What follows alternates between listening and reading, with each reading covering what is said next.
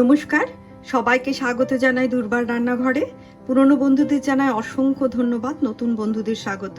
আমার এই ভিডিওটি যদি আপনাদের ভালো লেগে থাকে তাহলে লাইক, কমেন্ট ও শেয়ার করবেন। নতুন নতুন নোটিফিকেশনের জন্য অতি অবশ্যই সাবস্ক্রাইব করবেন। সবাই ভালো থাকবেন, সুস্থ থাকবেন, ধন্যবাদ। এখানে আমি থোড় নিয়েছি, 500 গ্রাম মতো হবে। একদম এক্স্যাক্ট বলতে পারছি না কত ওয়েটটা, কারণ কিছু তো বাদ গেছে। তো একদম দেখুন ছোট ছোট করে কেটে নিয়েছি। এবার এটা আমি কুকারে সেদ্ধ করে নেব। কুকারে আমি থোড়টা বসিয়ে দিলাম, এবার গ্যাসটা অন করে দেব।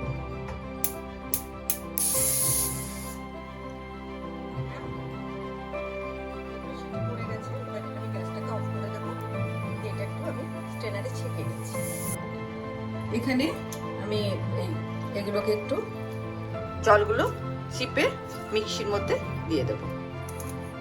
এভাবে পুরোটা জলটা চিপে নেব। এই থোড়টাকে আমি জল চিপে নিয়ে নিয়েছি। এর মধ্যে আমি লঙ্কা দিলাম 3টে, আর রসুন কোয়া দিলাম 4-5টা,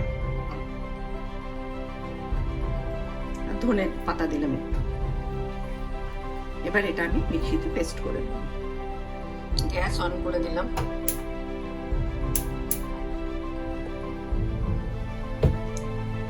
কড়াইতে বসিয়ে দিয়েছি। এবার এর মধ্যে দিয়ে দেবো একটু তেল।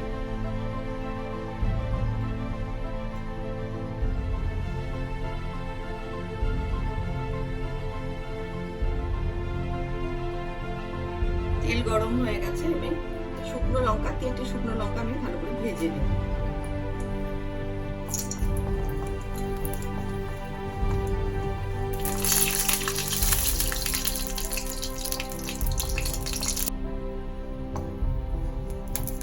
হয়ে গেছে শুকনো লঙ্কাটা, এবার আমি এটা তুলে নেব। এবার এর মধ্যে আমি একটু পেঁয়াজ ভেজে নেব। একটা মিডিয়াম সাইজ পেঁয়াজ নেব।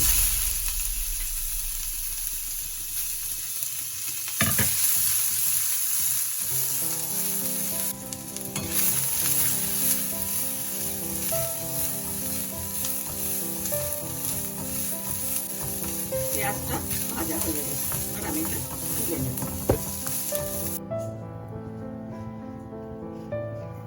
দেব একটু কালো জিরে। যে থোড়টা পেস্ট করে রেখেছিলাম রসুন, লঙ্কা, ধনে পাতা দিয়ে, এবার এটা এখানে দিয়ে দেব।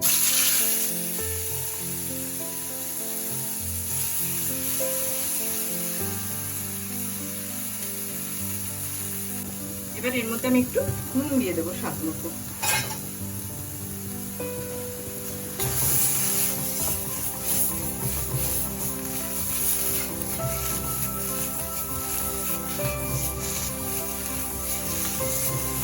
যে যেমন খাবে সেভাবে দেবে।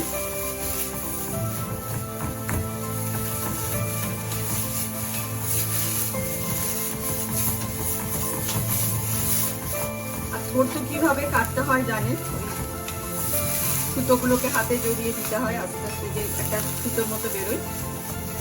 আমি কাটাটা দেখাইনি, তবে যারা রান্না করেন তারা জানেন, আর যারা রান্না করেন না তাদের জন্য বলে দিলাম।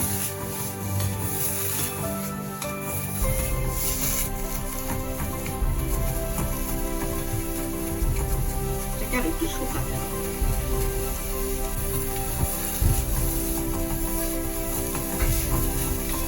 এটা একদম শুকনো হয়ে গেছে, এবার আমি গ্যাসটা অফ করে দেবো।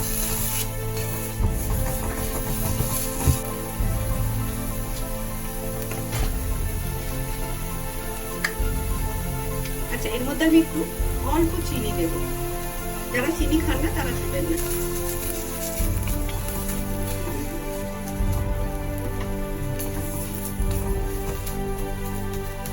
এটাকে একটু ঠান্ডা করে নেব, আর পরবর্তী পদক্ষেপ আপনাদের দেখাচ্ছি। এখানে আমি যে লঙ্কাটা ভেজে নিয়েছিলাম, এটা নুন দিয়ে একটু মেখে নেব ভালো করে, অল্প নুন দিয়ে, কারণ ওতে আমার নুন দেয়া আছে।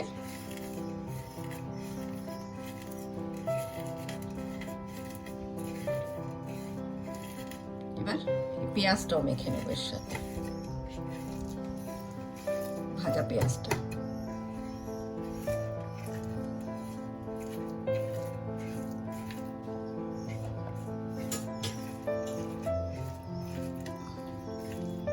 কিন্তু ভালো করে মাখতে হবে, মাখাটার উপর ভর্তা ভালো খারাপ হওয়ার ব্যাপারটা নির্ভর করে।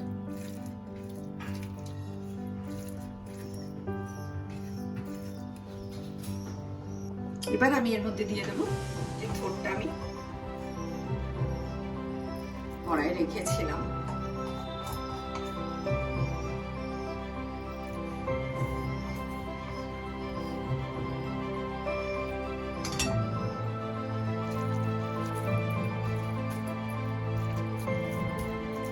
আমি দেখে নিলাম এটাতে কোনো নুন লাগবে না,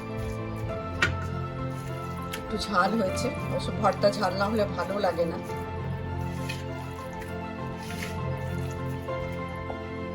তৈরি করে ফেললাম থোড়ের ভর্তা। এটা গরম ভাতের সঙ্গে খুব ভালো যায়, অতি অবশ্যই করবেন আপনারা, খেতে ভীষণ ভালো লাগে। যে কোনো ভর্তাই খেতে ভালো লাগে, তো এটাও খুব ভালো লাগবে খেতে।